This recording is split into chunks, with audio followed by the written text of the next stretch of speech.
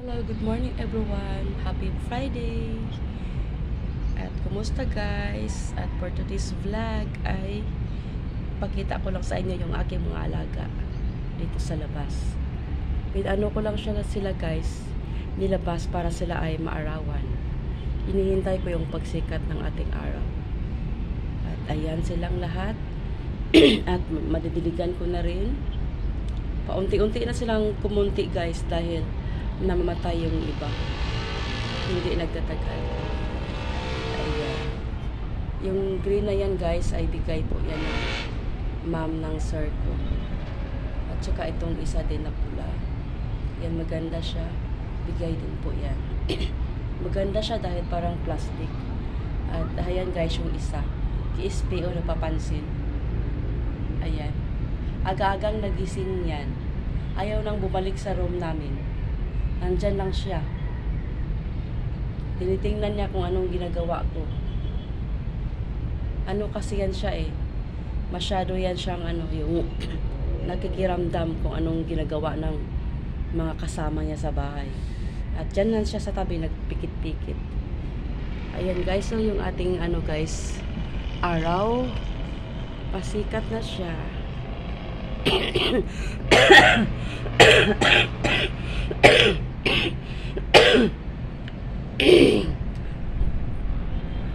Pasensya na po sa ubo ko. Talagang bugara talaga siya pag mayroon akong kausap, saka naman siya magsumpong. Yan yung tinatawag na KSP. Papansin, kulang sa pansin. Hello, good morning sun.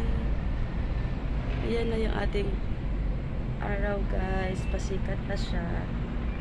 At ngayon ay Friday. Medyo maluwag pa yung ating EDSA. Pero maya-maya yan, mga rush hour, ay nako. Sobra puno na yan. Ang baho na ng guys, na kailangan ko nang palitan yung basahan ng alaga ko. Ang baho. Nalimutan ko pa naman mag-mask.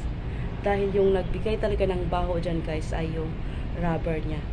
Yung rubber pag tinalabahan ko ay may amoy. Hindi amoy panghi. Talagang amoy rubber ba. Kaya ang tapang ng baho.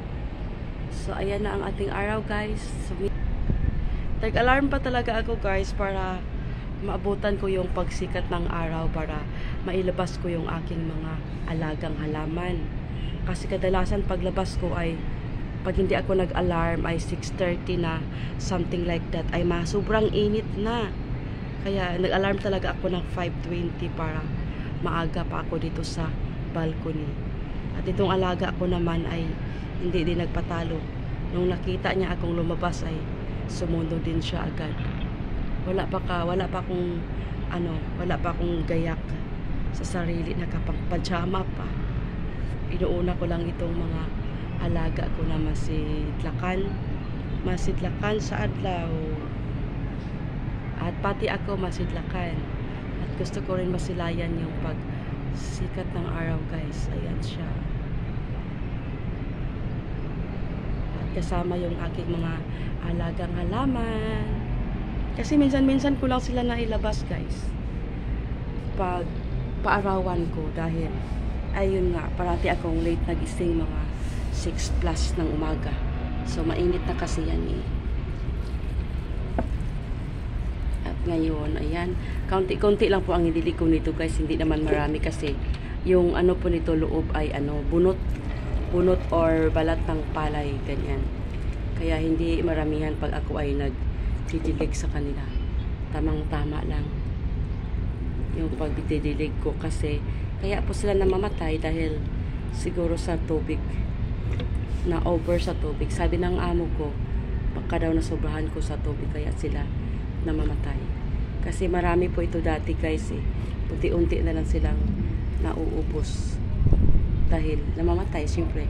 Wala naman talagang bagay sa mundo na mugamot or magdugay. Talagang may katapusan. So, ayan sila. Ayan siya.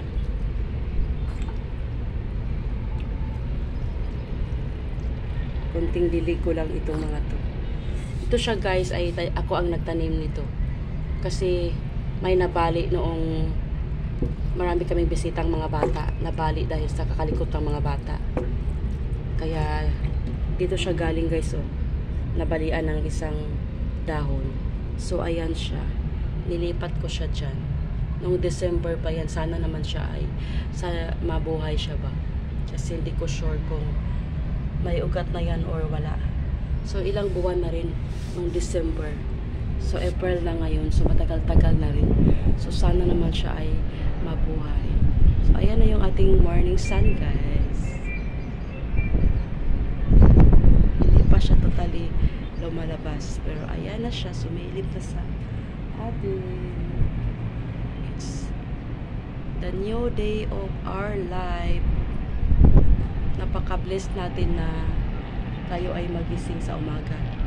Kasi hindi natin alam na tayo ay hindi na magising. So yung paggising natin sa umaga, yan yung pinaka the best na gift na ating matatanggap sa araw-araw. So ayun, maano pa ang ating panahon, maya-maya nito ay sobrang tapang na ng araw, ng init. So ayan yung buildings guys na parati kong ginagawang thumbnail. Ayan, pati din yung charts guys, oh. Yan. Diyan parati nakaharap yung city ko pag ako ay nagla-live, nag-silent live. Yan. Kaya mga yan, pinipicturean ko lang sila at ginagawa kong thumbnail. Pati din dito sa ITSA, sinabihan na nga ako guys na nagsasawa na raw sila. So pasensya na kayo kung kayo ay nagsasawa sa mga aking ginagawa na nakatago yung CP ko sa tabi ng pinto or likod ng wall dahil nagtatago talaga ako parati guys pag ako ay nag silent live or nag live. Ganun talaga yung live dito sa kondo na tayo ay nakatira sa hindi natin pamamahay. So ganun talaga. Sana naman yung iba naman ay naiintindihan naman ako, pero yung iba ay nagko-comment talaga na nagsasawa na sila, ganyan. Wala na ba iba akong maipakita? Wala talagang ibang maipakita guys, kasi hindi ko naman ito pabamahay. Kaya mayroong limit. May limit. O diba? Kasi kung pamamahay lang natin ito, ay bakit hindi natin gawin yung gusto natin? Kaya yun. Kaya ganun na yung ginagawa ko. Pero hinahayaan ko lang yung aking mga bad comments, or hindi naman bad comments, talagang nagsabi lang sila ng totoo ba. Nagpakatotoo lang.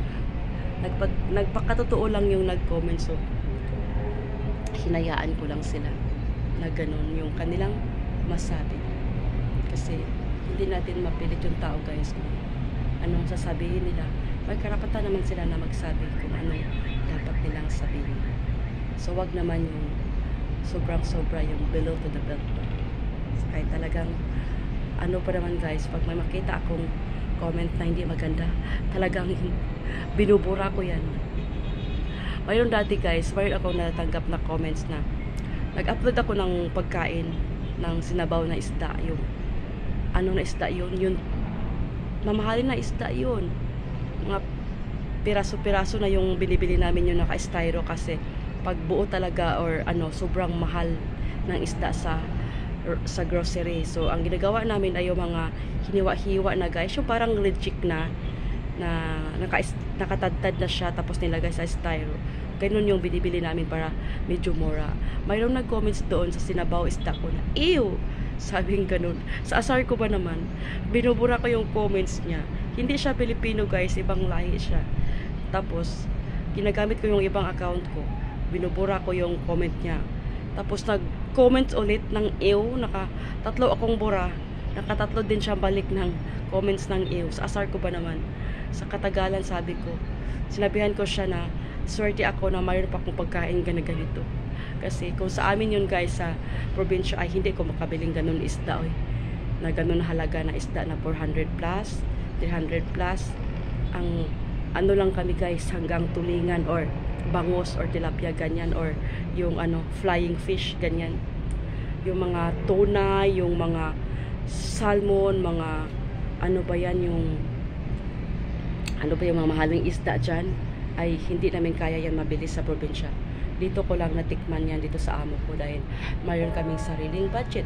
So 6 o'clock na ng umaga guys. So ayan yung aking alaga at matagal na yung video ko guys. Nakaabot ako ng 10 minutes. So hanggang dito na lang po. Thank you for watching. Good morning everyone. Happy Friday.